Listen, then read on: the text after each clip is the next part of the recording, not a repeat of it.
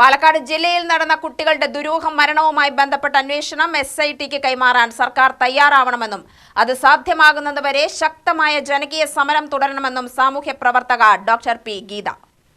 ജില്ലയിൽ നടന്ന കുട്ടികളുടെ ദുരൂഹ മരണങ്ങളിൽ SIT അന്വേഷണം ആവശ്യപ്പെട്ടുകൊണ്ട് ബാലാതിക്രമ വിരുദ്ധ സമിതി നടത്തിയ സമ്മേളനം ഉദ്ഘാടനം ചെയ്ത് സംസാരിക്കുകയായിരുന്നു സാമൂഹ്യ പ്രവർത്തകയും ഫെമിനിസ്റ്റുമായ ഡോക്ടർ പി ഗീത.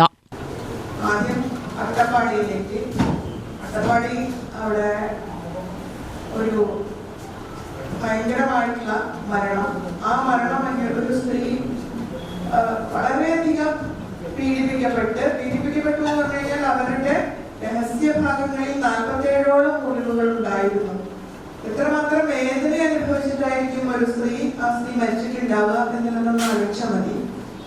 അത്തരത്തിലുള്ള കേസുകളുമായിട്ട് ബന്ധപ്പെട്ട അട്ടപ്പാടിയിൽ നമ്മൾ അന്വേഷിച്ചപ്പോൾ അവിടെ ഒരു മരണമല്ല അങ്ങനെ സംഭവിക്കുന്നത്. നിരവധി മരണങ്ങൾ സംഭവിക്കുകയും അവിടെയുള്ള പോലീസ് അതിനെയൊക്കെ തന്നെ ഒരു ദുരൂഹ മരണമോ അല്ലെങ്കിൽ പ്രതികളെ കണ്ടെത്താൻ കഴിയാതിരിക്കുകയോ ഒക്കെ ചെയ്ത് കേസ് അടച്ചു വെക്കുന്ന ഒരു ഭാവമാണ്. അങ്ങനെയുള്ളൊരു പ്രകൃതമാണ് അട്ടപ്പാടിയിലുള്ള നമ്മളന്ന് കണ്ടത്. അത് നമ്മുടെ സ്ത്രീകൾ എന്ന് 2005-ലാണ് സംഭവം നടക്കുന്നത്.